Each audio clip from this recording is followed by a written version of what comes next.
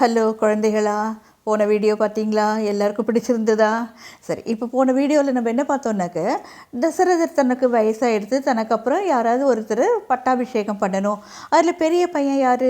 ராமர். அவருக்கு பட்டாபிஷேகம் பண்ணி யுவராஜாவாக ஆக்கணும் அப்படின்னு சொல்லிட்டு ஆசைப்பட்டு எல்லார்கிட்டையும் சொல்கிறாரு. எல்லாருக்கும் ரொம்ப சந்தோஷமாக இருக்குது. தன்னோட ஒய்ஃப் கிட்ட சொல்கிறாரு. தன்னோட ஒய்ஃப் யார்? கைகேயி, கௌசல்யா, சுமித்ரா எல்லாருக்கிட்டையும் சொல்கிறாங்க. அதுக்கப்புறம் ராமர்கிட்ட சொல்கிறாங்க. எல்லோரும் ரொம்ப சந்தோஷமாக இருக்காங்க. ஆனால் அந்த நேரத்தில் யார் அங்கே இல்லைன்னா பரதனும் சத்ருகனும் இல்லை அந்த இடத்துல. ஏன்னாக்கா அவங்க பரதனோட தாத்தாக்கு, கைகேயியோட அப்பாவுக்கு உடம்பு சரியில்லை அப்படின்னு சொல்லிட்டு அவங்க அப்பாவை பார்க்கறதுக்காக அவங்க அப்பா வீட்டுக்கு, அந்த நாட்டுக்கு அவர் போயிருக்கார். ஸோ அதனால் அவங்க 2 பேருக்கு மட்டும் இந்த விஷயம் தெரியல, மற்ற எல்லாருக்கும் தெரிஞ்சிருக்கு. ஸோ அப்போ என்ன பண்ணுறா, கைகேயி கிட்ட மந்த்ரான்னு சொல்லிட்டு ஒருத்தி இருக்கா. அவள் யாருன்னாக்க இந்த ராணி இருக்காள் கைகேயி, அவளோட ஹெல்ப்பர். அவளுக்கு ஹெல்ப் பண்ணுறதுக்காக தன்னோட நாட்டிலேருந்து கல்யாணம் ஆன உடனேலேருந்து அவள் கூடவே இங்கே கைகேயிக்கு ஹெல்ப் பண்ணுறதுக்கு கூடவே இருக்காள். அப்போ இந்த பரதன், ராமர், சத்ருகன் இவங்களாம் சின்ன குழந்தையாக இருக்கும்போது எல்லோரும் விளையாடுவாங்க இல்லையா? அப்போ விளையாடும்போது இந்த கல், இந்த பூ இதெல்லாம் எடுத்து அந்த மந்த்ரா மேலே போடுவாங்க. அந்த மந்த்ரா எப்படி இருப்பானாக்கா, அவள் கூனின்னு சொல்லுவாங்க அவளை. ஏன்னாக்கா அவளுக்கு முதுகு கொஞ்சம் கூன் விழுந்திருக்கும். அவளால் நேராக நடக்க முடியாது, இப்படி சாஞ்சின்னு தான் அவன் நடப்பாள். அந்த கூனை பார்த்து ராமர் அந்த பந்து இதெல்லாம் தூக்கி போடுவாரா. இது அவளுக்கு அந்த மந்த்ராக்கு பிடிக்காது. ஸோ இப்போ என்னாச்சு, ராமருக்கு பட்டாபிஷேகம் பண்ணுறாங்கன்ன உடனே அது அவளுக்கு கொஞ்சம் கூட பிடிக்கவே இல்லை அவளுக்கு. அதனால என்ன பண்ணுறா, கைகேயி கிட்ட போய் இந்த மாதிரி கேள்விப்பட்டியா, இந்த மாதிரி ராமருக்கு பட்டாபிஷேகம் பண்ண போகிறாங்களாம் அப்படின்னு சொல்லிட்டு அவள் சொல்கிறா. உடனே கைகேயி, ஆமாம் எனக்கு தெரியும், நீ நல்ல நியூஸாக சொல்லியிருக்க அப்படின்ட்டு தன்னோட கழுத்தில் இருக்கிற ஒரு மாலையை கட்டி அவளுக்கு கொடுக்குறா.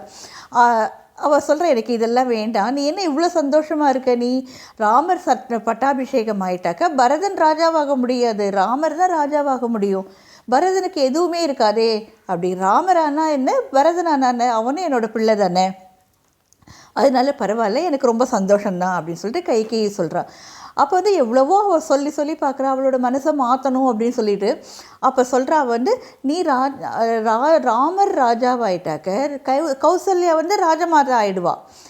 பரதனுக்கு எதுவுமே இருக்காது, உனக்கு ஏதானு ஒன்று வேணும்னு சொன்னாக்க ஆசைப்பட்டது எதுவுமே உன்னால் ஃப்ரீயாக உன்னால் செஞ்சுக்க முடியாது, அடைய முடியாது.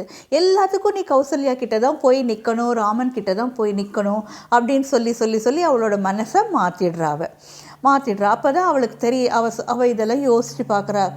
மந்த்ரா சொல்கிறது கரெக்டாக இருக்குது, நம்மளோட ஃப்யூச்சர் பார்க்கணும் அப்படின்னு சொல்லிட்டு. ஆனால் இப்போ என்ன பண்ணுறது, தசரதர் எல்லார்கிட்டையும் சொல்லிட்டாரு, தசரதரை மாற்ற முடியாது, இந்த விஷயத்தை இப்போ எதுவும் பண்ண முடியாது, நிறுத்த முடியாதே அப்படின்னு சொல்லிட்டு மந்த்ரா கிட்ட கைகேயி சொல்கிறான். அப்போ கைகேயி ஞாபகப்படுத்துகிறா, நீ ஒரு தடவை தசரதற்கு ஹெல்ப் பண்ணியிருக்கல்ல, அப்போ உனக்கு 2 வரம் கொடுக்குறேன்னு சொல்லியிருக்காரு இல்லை, அப்போ அந்த வரத்தை இப்போ நீ யூஸ் பண்ணிக்கோ அப்படின்ற. அது என்ன அப்படின்னாக்க, தசரதர் என்ன பண்ணுறாரு, அசுரர்களோட சண்டைக்கு போகிறாரு. அசுரர்களுக்கும் தேவர்களுக்கும் சண்டை நடக்குது. அப்போ தேவர்கள் என்ன சொல்கிறாரு, தசரதரை எங்களுக்கு நீங்கள் கூட ஹெல்ப் பண்ணுங்கள் சண்டைக்கு அப்படின்றாங்க. அப்போ தசரதர் போகும்போது ரதத்தை ஓட்டுறதுக்கு ஒரு சாரதி வேணும் இல்லையா? அப்போ கைகேயி என்ன பண்ணுறா, அவள் தான் கைகேயி அந்த ரதத்தை ஓட்டிகிட்டு வரா. அப்போ தசரதர் பின்னாடி உட்காந்துட்டு சண்டை போடுறாரு அசுரர்களோட. அசுரர்கள்னா யார்? ராட்சசர்களுக்கும் தேவர்களுக்கும் சண்டை நடக்குது. அப்போ அந்த அசுரர்கள் ரொம்ப விகரஸாக சண்டை போடும்போது இவர் மேலே பட்டுடுறது அந்த வில்லு. அப்போ வில்லு பட்ட உடனே அவர் மயங்கிடுறார். அவர் யார்? தசரதர். உடனே இவ இங்கே இருந்தால் இந்த இடத்துல இருக்கக்கூடாது, நம்ம உடனே இந்த இடத்த விட்டு நகர்ந்து போயிடணும் அப்படின்னு சொல்லிட்டு ரதத்தை வேறு இடத்துக்கு, இந்த அசுரர்கள் கண்ணில் படாத ஒரு இடத்துக்காக கூட்டிகிட்டு போயிடுறான். அதுக்கப்புறம் கொஞ்ச நேரம் கழித்து மயக்கமாக இருந்த தசரதர் மயக்கம் தெளிஞ்சு எழுந்து பார்த்த உடனே அவருக்கு ரொம்ப சந்தோஷம். ஆகா, தன்னை காப்பாற்றிட்டா இந்த கைகேயி, எனக்கு மறுவாழ்வு கொடுத்துருக்கா அப்படின்ட்டு ரொம்ப சந்தோஷப்படுறாரு. அப்போ வந்து சொல்கிறா, நீ உன்னால தான் நான் உயிர் பிழைச்சிருக்கேன், அதனால உனக்கு என்ன வேணுமோ கேளு நான் தரேன் அப்படிங்கிறாரு. எனக்கு எதுவும் வேண்டாம், நீங்கள் உயிரோடு வந்ததே எனக்கு போகும் அப்படிங்கிறா. இல்லை இல்லை நீ கேளு அப்படிங்கிற. சரி வேறு வழி இல்லாமல் 2 வரம் கொடுக்குறேன் அப்படின்றாரு. இப்போ எனக்கு எதுவும் வேண்டாம், எனக்கு எப்போ வேணுமோ நான் அப்போ கேட்டுக்கிறேன் அப்படின்னு சொல்லிட்டு அவள் விட்டுட்டா. ஸோ அந்த இது அப்போ முடிஞ்சு போயிடுது அதோட. இப்போ அதை வந்து யார் ஞாபகப்படுத்துகிறா, இந்த மந்த்ரா வந்து கைகேயிக்கு ஞாபகப்படுத்துகிறா. உடனே கைகேயி என்ன சொல்கிறா, கரெக்ட், இப்போ இந்த 2 வரத்தை வச்சுக்கிட்டு ஒன்று ராமன் 14 வருஷம் காட்டுக்கு போகணும், செகண்ட் வந்து என்னோட பையன் பரதன் ராஜாவாகணும் அப்படிங்கிறத நான் கேட்குறேன் அப்படின்னு சொல்கிறார். உடனே தசரதர் அங்கே வராரு.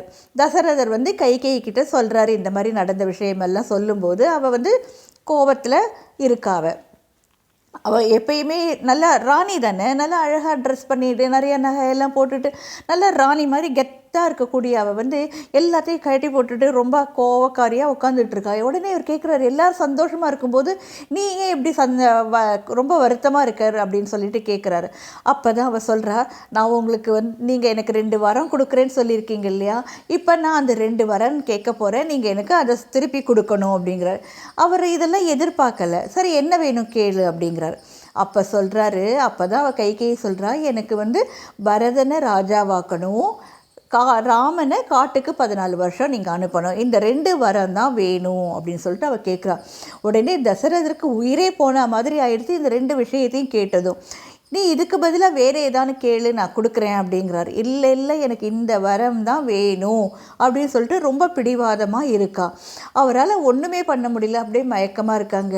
அப்போ வந்து அங்கே தசரதர் அங்கே போனாரே காணுமே அப்படின்னு சொல்லிட்டு அங்கே எல்லோரும் அந்த பட்டாபிஷேகத்துக்கு ரெடி பண்ணிட்டு இருக்காங்க. அப்போ வந்து சுமந்திரர் அப்படின்னு சொல்லிட்டு அவர் வந்து பார்க்க வராருங்க. பார்க்க வந்த உடனே அவர் என்ன சொல்கிறாரு, அப்போ மயக்க நிலையில் இருக்காங்க. அங்கே இருக்கக்கூடிய சூழ்நிலையெல்லாம் பார்த்துட்டு ஏதோ நடந்திருக்கு அப்படிங்கிறது மட்டும் புரிஞ்சிருக்கு. உடனே கைகேயி என்ன சொல்கிற, ராமரை கூப்பிட்டுட்டு வாங்க அப்படிங்கிறா. சரின்னு சொல்லிட்டு அவர் போகிறாரு. ராமர்கிட்ட சொல்கிறாரு, இந்த மாதிரி அம்மா கைகேயி உங்களை கூப்பிட்றாங்க, அங்கே தசரதரும் இருக்காங்க, நீங்கள் வாங்கன்னு சொல்லிட்டு. ஸோ இதுக்கப்புறம் என்ன நடக்க போகுது, ஏது நடக்க போகுதுங்கிறத நான் உங்களுக்கு அடுத்த வீடியோவில் சொல்கிறேன். எல்லாருக்கும் இந்த கதை பிடிச்சிருக்குன்னு நினைக்கிறேன். இப்படியே எல்லோரும் ஷேர் பண்ணுங்கள். என்னோட இன்னொரு வீடியோவையும் பாருங்கள். எல்லோரும் சப்ஸ்கிரைப் பண்ணுங்கள். ஓகேவா? தேங்க்யூ.